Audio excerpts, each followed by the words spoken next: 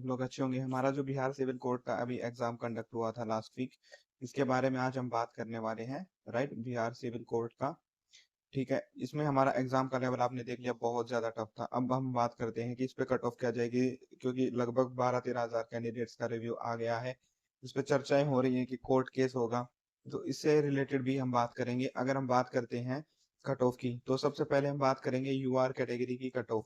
Right, वो लगभग 52 से 53 रहने वाली है। ईबीसी कैटेगरी की अगर हम बात करें तो वो लगभग 46 के आसपास रहने वाली है। एससी कैटेगरी 44 के आसपास, एसटी कैटेगरी 42 के आसपास, और जो फीमेल कैंडिडेट है उनकी लगभग 34-35 के आसपास कट ऑफ रहने वाली है। ये हो गई कट ऑफ की बात। अब ये इतनी कट ऑफ क्यों जा रही है, इसका रीजन मैं सीधा सीधा आपको बता देता हूँ भाई। देखो, हमारा जो पेपर का लेवल था वो बहुत मुश्किल था। सबने देखा कि पेपर एक्सट्रीमली टफ था। राइट, अगर हम एमसीक्यू के वाले पार्ट की बात करें, तो जो पहले 20 एमसीक्यू थे, वहां से आप अगर पढ़ बढ़ के ठीक ठाक नंबर 11 से 12 निकाल सकते थे। दूसरी चीज, एग्जाम की लीक होने की जो चीजें हैं, वो मैंने सुना कि भैया पेपर बिक गया है, और ये सब चीजें सुनने में आ रही है। तो मेरे को बताना भाई, अगर ये ऐसा कुछ सच हो तो। मेरे हिसाब से तो अभी तो हम कुछ नहीं कह सकते जब तक वैलिड प्रूफ हमें नहीं मिलते हैं। क्योंकि अगर कट ऑफ 60-70 जाती है तो डायरेक्टली इसका मतलब यही है कि पेपर में गड़बड़ हुई है। क्योंकि देखिए, सबसे बड़ी दिक्कत हमारे साथ क्या हुई थी कि हमारा जो टाइम है वो बहुत कम कर दिया गया था। टाइम को कम से कम 30 मिनट और ज्यादा होना चाहिए था। आप ऐसे लेटर प्रेसेस, हिंदी में फिर से ऐसे लेटर प्रेसेस, ये इतना सब आप नहीं लिख सकते। आपको टाइम ज्यादा दिया जाना चाहिए था गवर्नमेंट से। लेकिन अगर आपको जो है टाइम कम दिया गया तो उससे बहुत मुश्किल रहेगा। जो रीडर का आप पेपर अभी आपने देखा, वो कितना इजी पेपर था। राइट, पैटर्न के अकॉर्डिंग ही था, ना शुद्ध वाक्य, ना वर्तनी, ना पर्यायवाची, ना विलोम, कुछ भी नहीं दिया गया। पेपर का पैटर्न ही ऐसा था कि लोग बिल्कुल हक्के बक्के रह गए।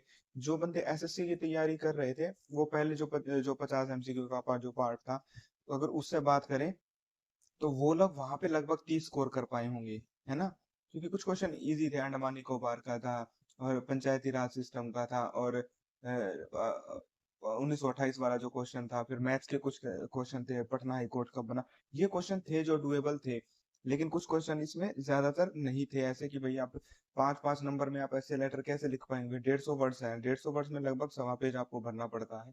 राइट, तो वो 20 नंबर का क्वेश्चन का पार्ट है, वो 11 से 12 इसमें सिंपल इंटरेस्ट वगैरह थे, है ना। यानी कि यहाँ से आप एमसीक्यू कर सकते थे। जो दूसरा पार्ट है हमारा, है ना, जो पार्ट बी में थे 30 क्वेश्चंस, इनमें से जो 30 क्वेश्चन में भी अगर सच बताऊं तो ये मान के चलिए 12-13 क्वेश्चन थे भैया, अगर आप कर सकते थे, है ना। आईपीवी पैकेट वाला, एमएस वर्ड्स वाला, है ना। तो इस तरीके के क्वेश्चंस थे जो आप अपने कर सकते हैं। मतलब पेपर के टाइम तो याद नहीं रहता कुछ कुछ क्वेश्चन।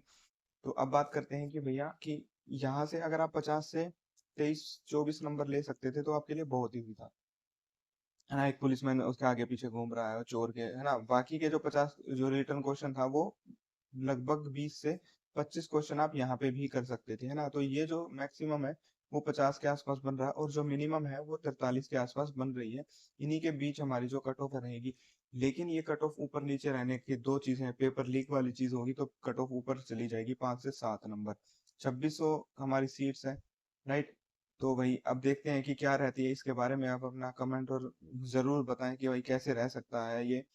क्योंकि कट ऑफ जो है वो पेपर लीक को लेके भी बनाई गई है। अदरवाइज अगर पेपर लीक नहीं होता तो मैं मान के चलता हूँ कि जो हमारी यूआर कैटेगरी की कट ऑफ है वो 45 से ऊपर नहीं जा सकती थी। ओबीसी कैटेगरी की 43 के आसपास, मतलब ईबीसी, ठीक है। एससी कैंडिडेट की कट ऑफ 41, एसटी की हमारी लगभग 40-39, और जो वीमेन है उसकी लगभग 35 ही कट ऑफ जाने वाली थी।